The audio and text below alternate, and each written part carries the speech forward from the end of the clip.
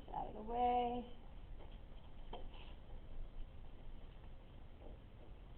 Okay, so we're talking about loans today. We're going to learn how to read a table that shows a monthly payment. Y'all ready? Okay. We're going to be able to compute monthly payments using a formula, and we're going to be able to compute interest on loans. It's not computer interest on loans. What do you need to know before taking out a loan? So in 6.1, they told us 3 things that you should know. In 6.1, you need to know 3 things that you should always know about the loan. I think it's the principal, the loan term, and the interest rate, right? So you have to know those things. We've worked with these a lot. We are going to learn how to use 2 new formulas today. And some vocab. I'm going to go through the vocab relatively quickly. A lot of the vocab we've already talked some about. For instance, principal and APR, we've talked about both of these before. We know the principal as the beginning amount, or we've also referred to it as the beginning balance. Also the deposit on some of our formulas, right? But it's the balance or amount of money borrowed.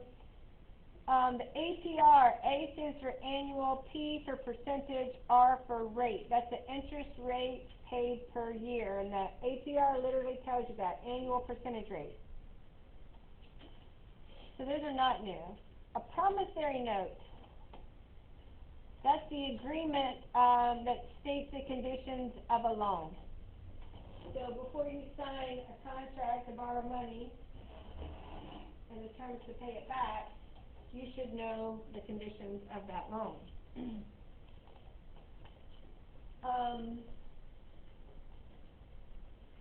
me a second.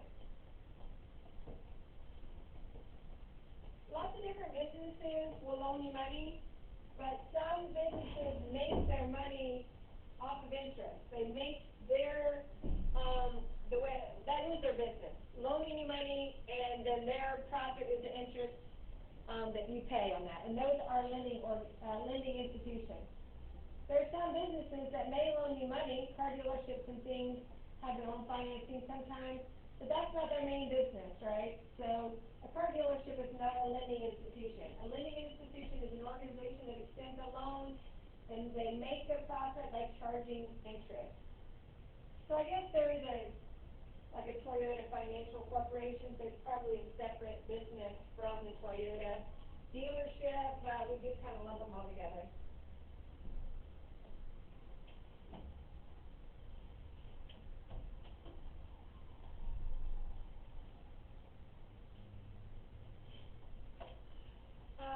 I was not clear if you maybe have DEFLINs pulled up. I put a link to the DEFLINs calculator in modules, so once you get caught up with me, go ahead and open modules, and at the top of unit 1, I put a link to the DEFLINs calculator. Yep, it looks like that. Okay, so we're banks. Giveaway. Yeah, Nevitt.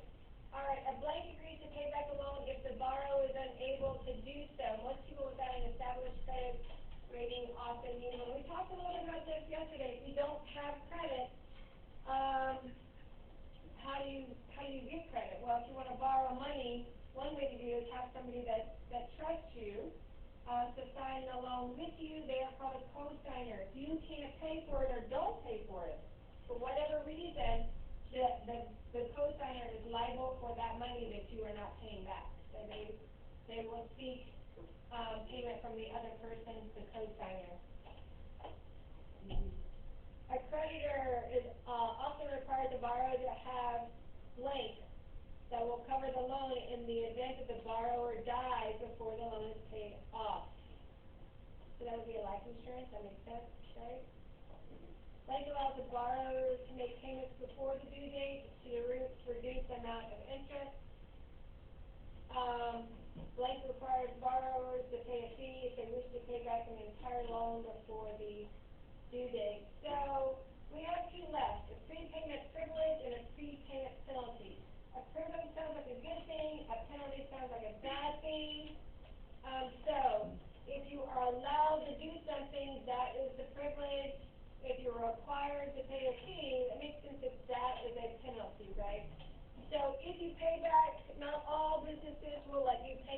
avoid paying interest. If you pay it back early, lots of loans, you can reduce the amount of interest you pay. Sienna? Okay. Okay, that's all right. I have it pulled up on mine too, we can see it. Okay. So prepayment privilege, a prepayment penalty. Even the prepayment penalty, I think you can still reduce the amount of interest you have to pay if you pay it off early, but they will charge you an extra fee to do that. Okay. Wage assignment and wage garnishment and a balloon payment. So I'll tell you, one of these is wage garnishment and one of these is wage assignment. A blank is a voluntary deduction from an employee's paycheck used to pay off debt.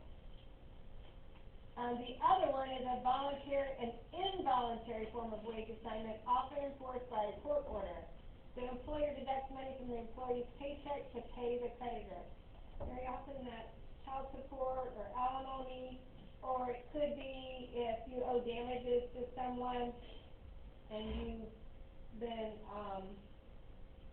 the court has said you need to repay amount of money, and instead of letting you pay that person, they may just take that money directly from your employer and send it to that person. So the voluntary one is the assignment, and the involuntary one is a garnishment. So if you have something garnished, you have it taken away. Wage garnishment, that's the involuntary. Wage assignment is voluntary. So a voluntary assignment may be if your employer agrees to, well, probably what a wage assignment could be like when Leon County Schools pays my portion. They pay part of my insurance, that's part of my benefits. We've talked about benefits this year. But I have a portion that I pay. I don't have to send that money to my insurance company, though. Leon County will take that part out of my check and send it to CHP.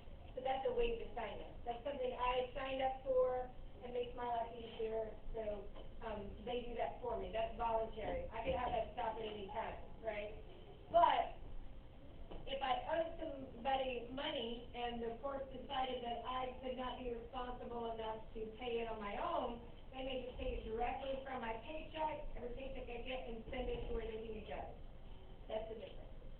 Any questions on those two? And a balloon payment. Have you ever heard something referred to as something balloons? It gets bigger. Yeah. So a balloon payment refers to the last monthly payment on some loans might be much higher or much bigger than the previous payment, and they're called a balloon payment. So some loans maybe you pay $200 every month, and the very last one might be $1,500. Like that big one is a balloon payment.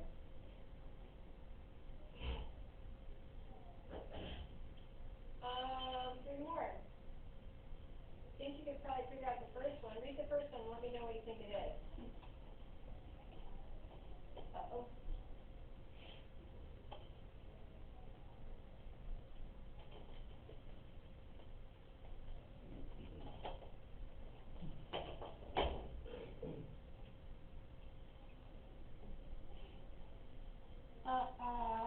Blank offer a small loan called a payday loan. Imagine that a payday loan store would offer a payday loan. Wouldn't you guys think?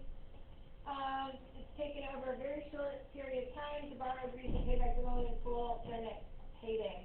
Usually, though, they have huge APR and annual percentage rates, which means you have to pay a lot of interest on those loans. And that's because those loans are available to people with poor credit. So proof of employment is required. So even a payday loan store will owe you money with bad credit if you don't have a job. Banks are where most consumers apply for loans. Savings banks offer good interest, but you must have good credit. Commercial banks are used by businesses, so they have large amounts of money to lend, and good credit is also required. And the last one is a pawn shop. You guys know what pawn shops are? So you can go to pawn shops and sell your things, but you could also go to and buy things, right? You can go to pawn shops and borrow money, right? So that is a a small, quick loan, usually 36 to 90 days. Customers can leave a personal belonging called collateral, which will be returned and the debtor returns with the principal plus interest. So it says can be. I don't think you can borrow money from a pawnbroker or a pawn shop without collateral. So, but it doesn't have to be a house or a boat or a car. It could be jewelry. It could be a guitar. It could be a TV. So what happens is you agree to pay this money back in a certain amount of time with interest. So they will charge you an interest on that loan. But let's say you don't come back within the designated amount of time, they will just keep your item. Here's the catch though. Let's say you come in with a necklace that could be resold for $1,000. They're not going to loan you $1,000 on that necklace. They may loan you $500 on the necklace, right? So if you don't come back and pay, they keep the $1,000 necklace. And so they're making money if you don't come back and pay. If you do come back and pay, you pay them back the $500 plus interest. June? So you have to do something like worth a lot to get. Yeah, you have to get something worth considerably more than what you want to borrow typically. Yeah. That's not the only reason you go to pawn shop. You can literally go to pawn shop to buy things or sell things. You don't have to go into the home money. Deanna?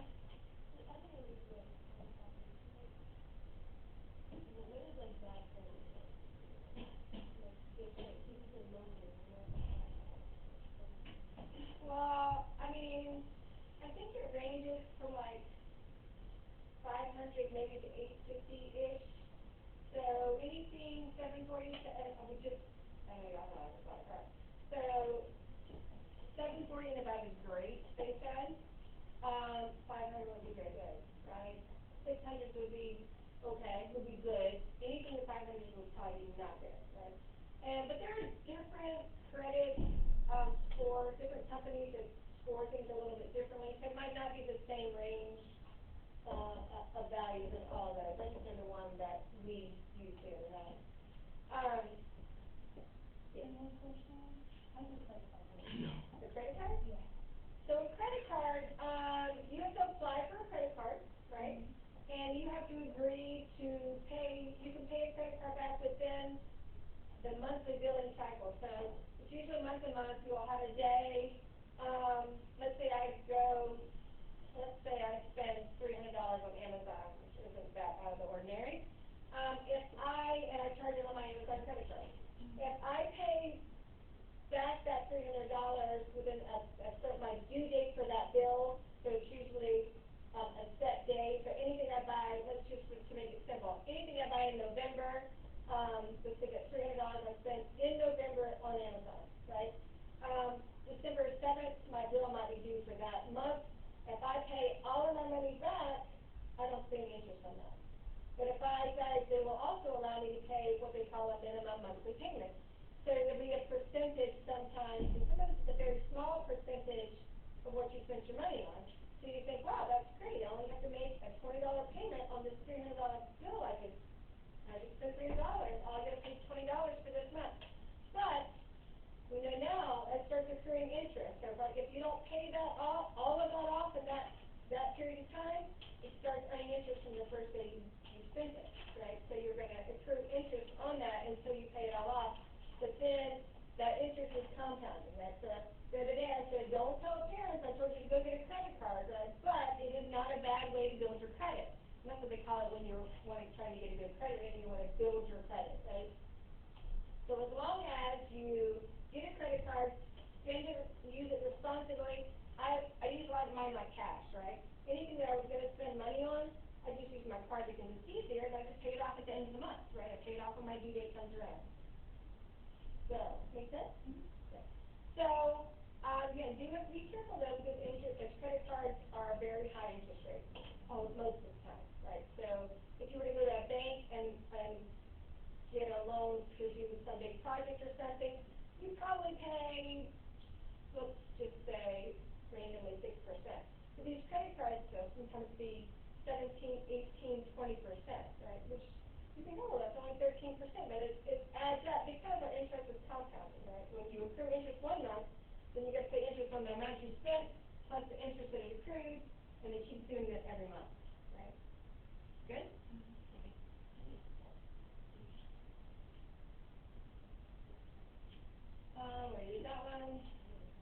That one, oh,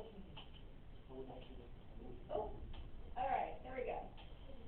Credit unions, consumer finance companies, and life insurance companies.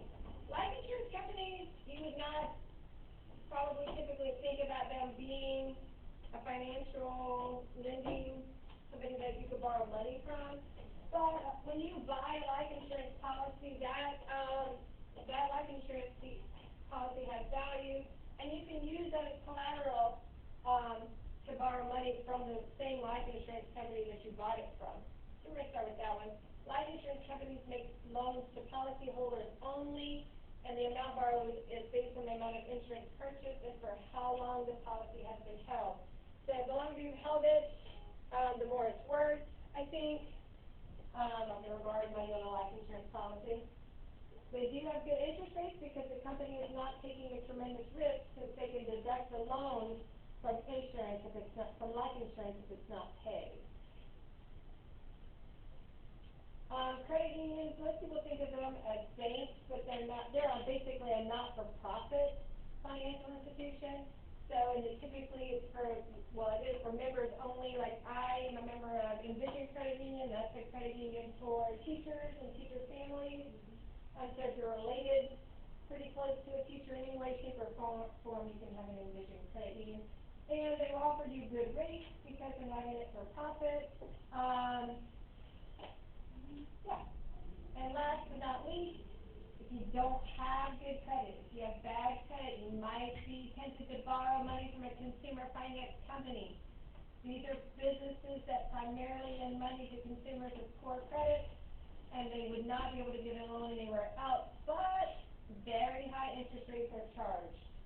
Remember, if you don't have good credit, you're considered to be much riskier because they're not confident that you're going to pay your money back.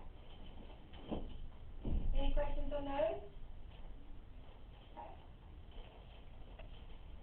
This is a monthly payment per $1,000 of loan payable. So, it says here that payment information is often arranged in tables to make it easy for customers. So at a glance here, I can see if I borrow $1,000 for 4 years at 3%, my monthly payment will be $22.13. Right, 3% for 4 years. If I borrowed it for 5 years, my monthly payment would be $17.97. Now that's less, right? But it's for a lot longer time, so you are going to be paying more interest in that loan. So now here's the catch. This is for $1,000, right?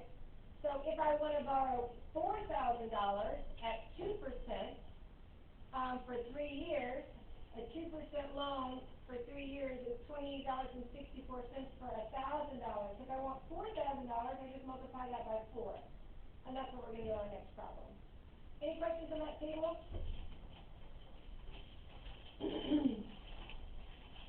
So using the table in the previous slide, what is the monthly payment for a $4,000 2-year loan with an APR of 4%? So but that's only for $1,000, right, Takaya? So if we want to borrow $4,000, we're just going to multiply that by 4. Does that make sense?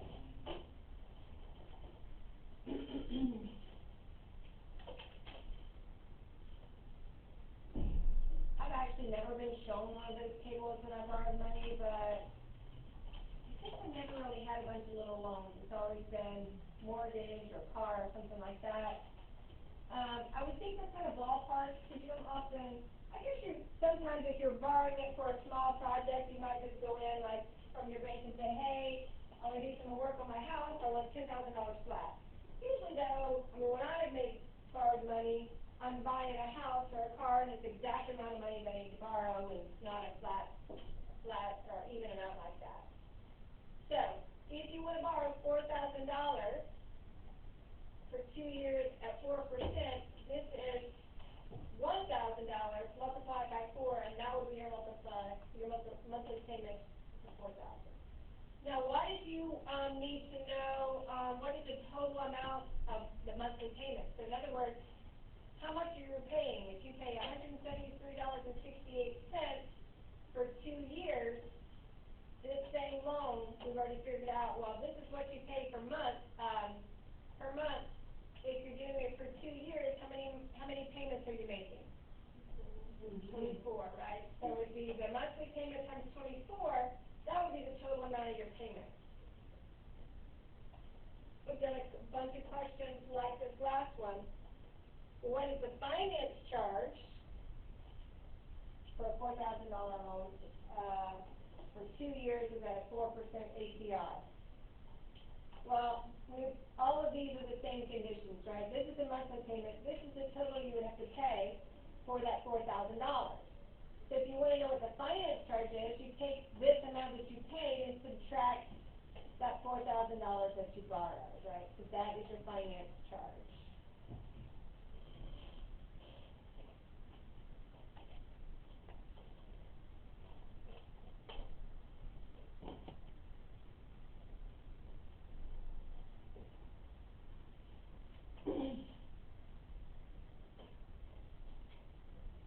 Yes.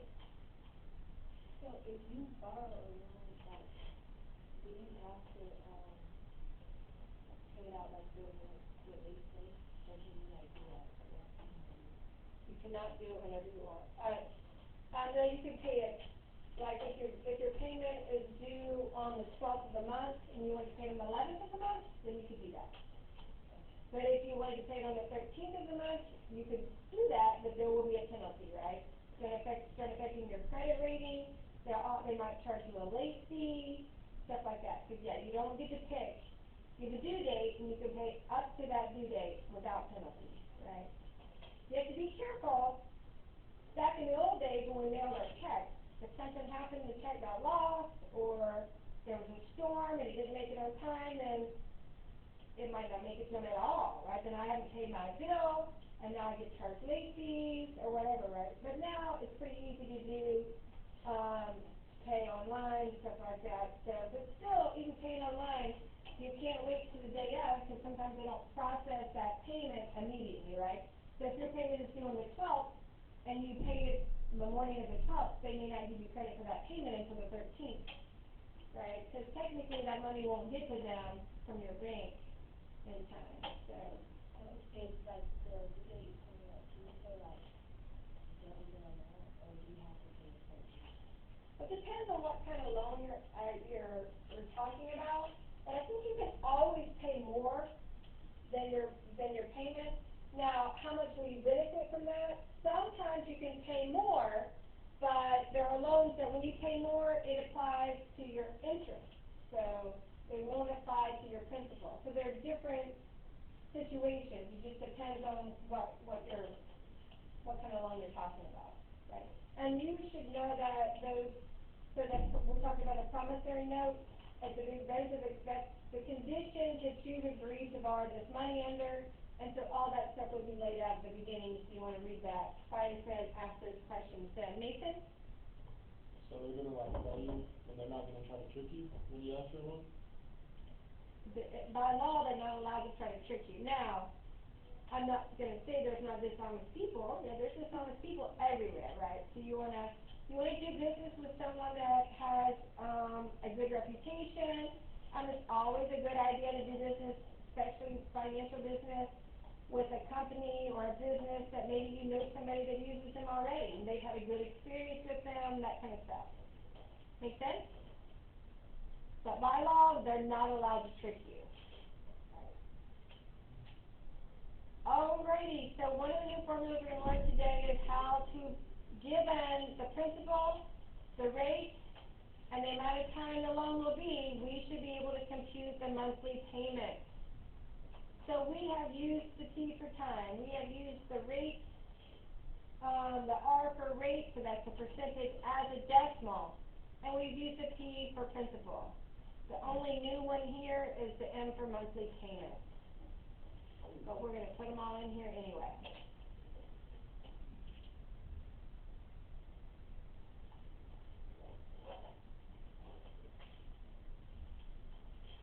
Once you're finished writing those, try refreshing your page and see if you can get your calculator up on Canvas. It looks like most people use up right now. Just there's a search stuff. Oh, so it didn't go, no, on Canvas, yeah, you can just do a Desmos scientific calculator. Do Desmos calculator and it'll probably give you the option for scientific, scientific's the one we want.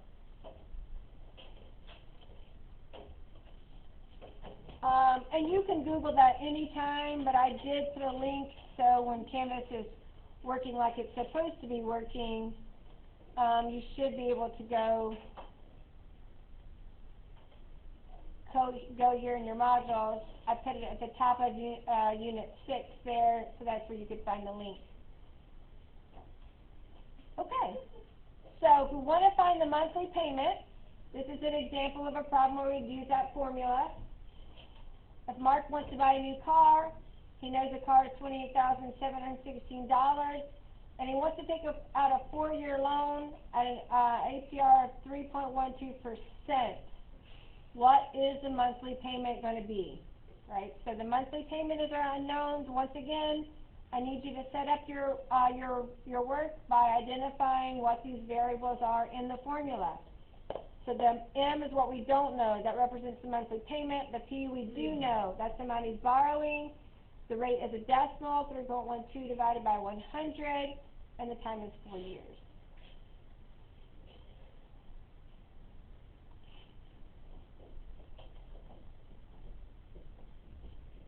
I'm going to snip it so I can put it on the next page because I can't see it there.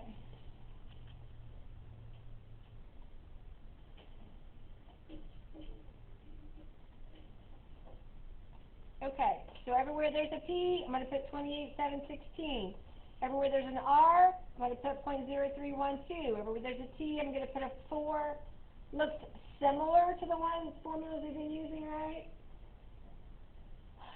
I started out my day using our regular calculator, and Miss Taylor and I have been talking about, for instance, we gave you access to the Desmos calculator on the test. Some kids like the Desmos calculator a lot better because you can see exactly what you're entering. And it's going to look exactly like this. So right now, if you have not tried to plug in these values, and I'm going to show you what it should be. That's what it should be right there. That's what it should look like. The P, instead of P, there's 28,716. Instead of R, 0.0312. Same thing there. Instead of T, it's 4. Instead of T there, it's 4, right? So we've used this before. These kind of formulas before.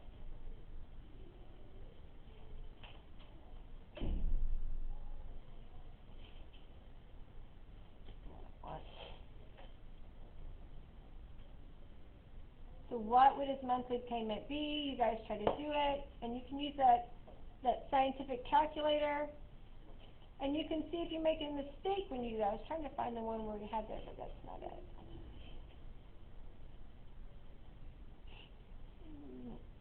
All right, I'm going to put it in here.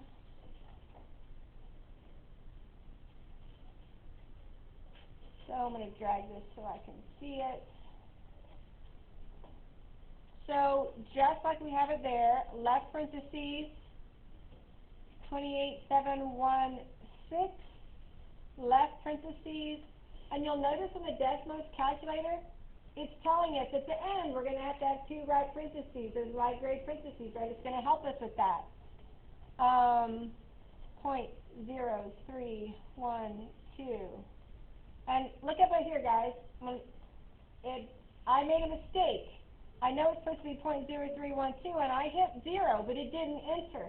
On here, it's very easy to see that. On my calculator, once it scrolls to a certain part, and past that, then it's hard to go back and see, right? So this is not super easy to do with the mouse, but it would be really easy to do on your phone, right? So if you,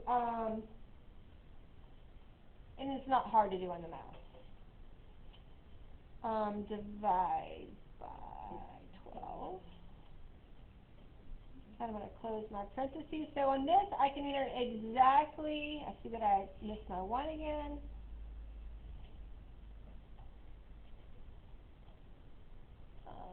Right parentheses, left parentheses, 1 plus. Everyone should be practicing. I'd like you to be practicing on the Desmos calculator because that's the new one. Once again, I see that the 0 did not go in, so I can go back and add that very easily.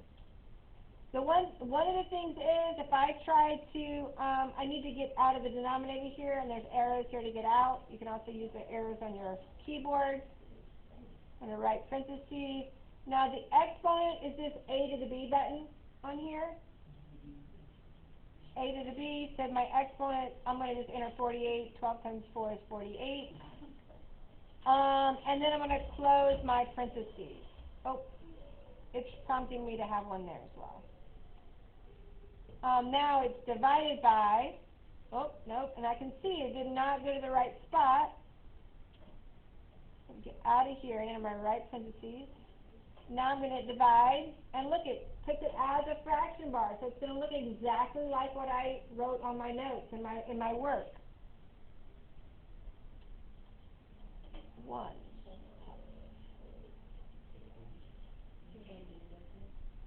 I said, yeah. I think it probably has more to do with my mouse than the calculator. But whatever, at least like you just saw, we can see that, oh, yeah, that's not right. And it's very easy to go back and fix. If y'all are talking, I need y'all to stop. You see, I put in the right parentheses, but I did not get out of the denominator when I did that. So I need to get out of the denominator before I close my parentheses. Do my exponent button, which is a little bit different on here than on your calculator. And then I'm going to get out of that exponent again, -1, and close my parentheses. And now I can double check. But it also populates the answer here without me hitting enter. See, Anna? I think so, yes. But we had it on the last test. If we can get it added before each test, that's the plan. So then you can see that is the monthly payment, $637, and we round it here to the 1.13 cents. Pretty cool? So double check that you have all the parentheses, if you have a .03, that you didn't forget a 1.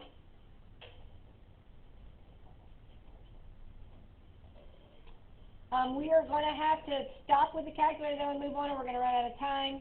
So we're going to go ahead and move on, because we do have a new button.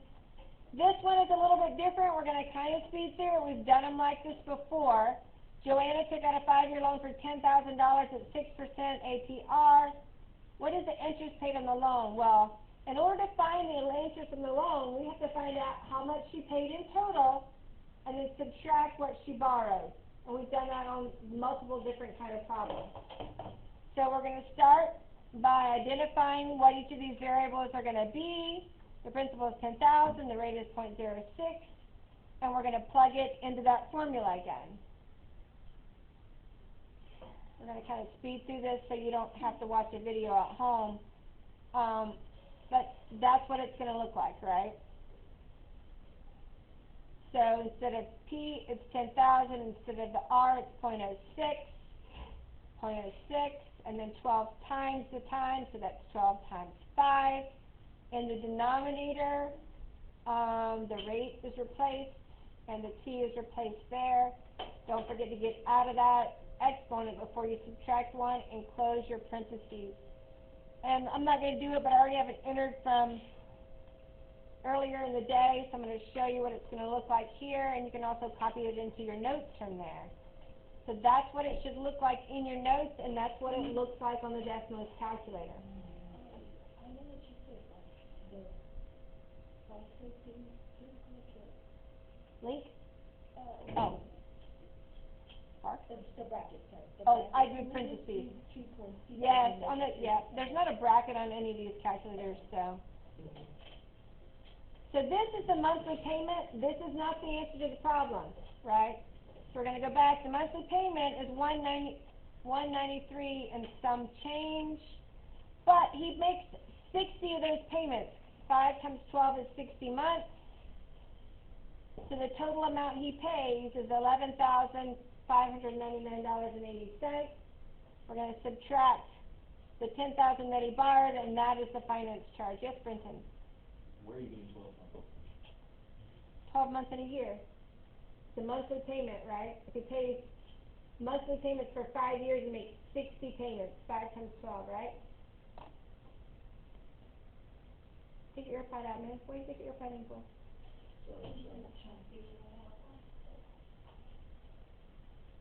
So when we want to figure out how much you paid, we find his monthly payment and we multiply it by the number of payments he made. Does that make sense? If he made payments for monthly payments for 5 years, that's 5 times 12. Because there's 12 months in each year. Yes, Mason? I'm sorry, this whole time, I was trying to like fix it because it won't do the answer. I can't stop and do it now because we're going to do the other problems, but if you want, just don't take it off and I'll look at it and tell you what you did wrong. Okay, I'll help you fix it. Okay. So we have one more problem, so we need to get to it. I'll come back here at the end, but we've got about 3 or 4 minutes. New formula. New button. We've never used this button on our calculator. I'm going to go ahead and uncover all the stuff we already know. The new button is called a natural log button. It is the LN button on your calculator. It is the LN button on your, it's a capital LN on your handheld calculator, but it's a lowercase LN on most. It'll be a lowercase LN on the Desmos scientific calculator. So if I were you, I'd just fill in the natural log right now, and I'm going to go on because you guys know what all this other stuff is. So right now, make sure you write the words natural log here, and we're going to go on because I know y'all don't want to have to watch this video to finish your notes, right? Okay. Because you know what that other stuff is. Don't forget to fill it in. All right, Claude wants to buy a $25,000 car. The loan is a 5.9% interest rate. But now, we're not talking about the payment amount. He knows he can't afford any more than $300. He wants to know how long will his loan have to be. So, this time, the time is unknown. The length of the loan is the time. We know the monthly payment, he wants to be $300. The principal is the amount he's borrowing. And the rate is 5.9 divided by 100. That all gets plugged in to this formula. And I'm going to copy and paste it again.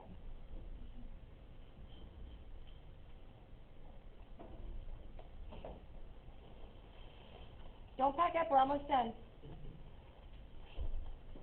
All right, so here we replace these numbers in here, but we need to talk about this LN button. It's literally like the exponential base button. You just press that button, you enter it just like this on your calculator. And I have it done somewhere, I think. Yes, I have it done right here.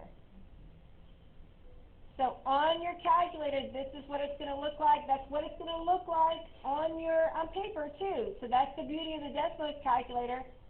What is on the calculator should look exactly like what you wrote on your paper when you plugged in the values. Now, I don't see an LN button here, do you guys? You have to go to the function button. That's where you find the LN button here. Okay? Then go back to main for everything else. And you'll see that the length of the loan, once you plug everything in on that Desmos calculator, is 8.956897013, which is almost 9 years, right? That's too long. Somebody to tell them don't do that. Right? Nobody wants to be paying on a car for 9 years. So what you put in the Desmos calculator should look exactly what you write on, exactly like what you write on your paper. So that's the number on your calculator. Your answer should be almost 9 years, or nearly 9 years, or approximately 9 years, something like that. Any questions? Woo! You need to go back to anything? Yeah, the last one. Yeah. Okay. This one? Yes. Oh, wait, This one? Yes.